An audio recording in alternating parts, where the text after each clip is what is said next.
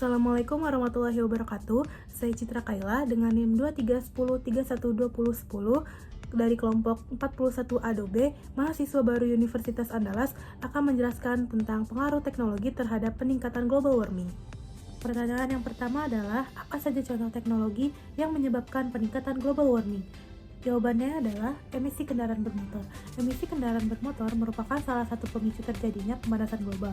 Hal ini karena polutan dan karbon dioksida yang dihasilkan oleh kendaraan bermotor menjadi salah satu penyumbang terbesar terhadap peningkatan gas rumah kaca di atmosfer.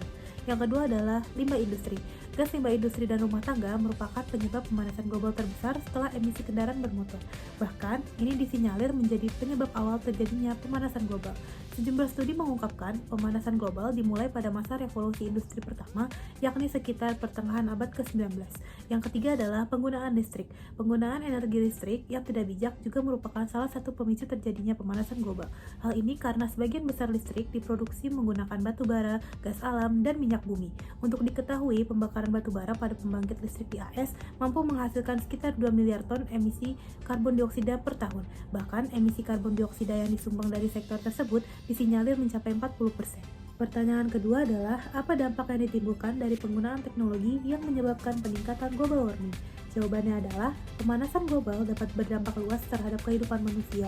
Di antara dampak itu adalah mencairnya es di kutub utara dan selatan, dan karena itu meningginya permukaan laut global. Selain itu, terjadi perubahan dalam jumlah dan pola curah hujan yang dapat menyebabkan banjir dan kekeringan. Akibat yang lain adalah perubahan cuaca yang ekstrim, kepunahan spesies tertentu, perubahan pola pertanian, dan peningkatan jenis vektor pembawa penyakit. Efek negatif lainnya adalah kelangkaan air di belahan bumi tertentu dan sebaliknya, kenaikan curah hujan yang ekstrim di belahan bumi lainnya. Temperatur yang panas juga berakibat buruk pada kesehatan. Selain itu, perubahan cuaca akibat pemanasan global akan berdampak pada meningkatnya kematian, pengungsian penduduk, dan kerugian ekonomi yang signifikan. Dampak tersebut akan semakin parah di bagian dunia yang kepadatan penduduknya tinggi. Pemanasan global juga dapat berdampak buruk terhadap ekonomi dan keamanan global. Dalam laporan STEN yang terkenal disebutkan bahwa perubahan iklim yang ekstrim akibat pemanasan global dapat menurunkan produk domestik bruto global 1%, dan dalam skenario terburuk konsumsi per kapita global dapat turun 20%.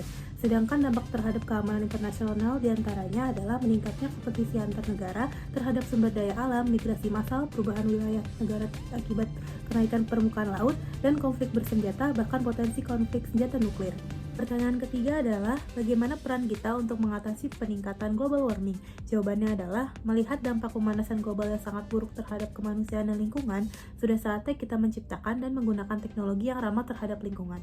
Data menunjukkan pemanasan global terus meningkat sejak dimulainya revolusi industri pada tahun 1850-an. Hal ini membuktikan bahwa ada korelasi positif antara teknologi yang digunakan oleh manusia dan peningkatan gas rumah kaca antropogenik di atmosfer.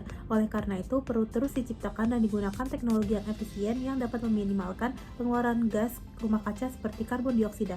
Teknologi tersebut harus mampu mengurangi sebesar mungkin efek negatif aktivitas manusia terhadap kehidupan manusia, lingkungan, dan sumber daya alam. Demi kelangsungan hidup manusia, perlu terus diciptakan teknologi industri yang memungkinkan penggunaan sumber daya alam dan pembangunan yang berkelanjutan. Di lain pihak, kita harus terus mengupayakan penemuan dan penggunaan energi alternatif yang ramah lingkungan. Sudah saatnya kita meninggalkan atau setidaknya mengurangi penggunaan bahan bakar karbon seperti minyak, bensin, dan batu bara. Peningkatan gas rumah kaca dan segala dampak negatifnya sangat bergantung pada penggunaan bahan bakar karbon ini. Oleh karena itu, penggunaan energi alternatif yang ramah lingkungan seperti energi sinar matahari, gelombang laut, udara, air, dan biofuel harus terus dikampanyekan. Akan tetapi, penggunaan energi alternatif tersebut tentunya juga harus menguntungkan secara ekonomis. Disinilah pentingnya inovasi teknologi yang dapat memanfaatkan sumber energi secara efisien. Namun demikian, penciptaan dan pemanfaatan teknologi industri yang efisien dan ramah lingkungan tidak akan optimal tanpa peran pemerintah. Dengan berbagai instrumen kebijakannya, pemerintah harus terus mendorong diciptakan dan dimanfaatkannya teknologi itu. Selain itu, pemerintah sebaiknya memberikan insentif ekonomis yang memadai bagi penemu, pemroduksi, dan pengguna teknologi dan produk teknologi yang ramah lingkungan. Insentif tersebut misalnya memberikan potongan pajak bagi pengguna teknologi dan produk yang ramah lingkungan.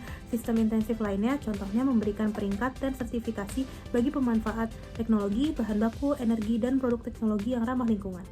Pendapat saya tentang kasus ini adalah kita sebagai manusia harusnya lebih bijak dalam penggunaan teknologi agar tidak berdampak kepada lingkungan, terutama berdampak pada global warming.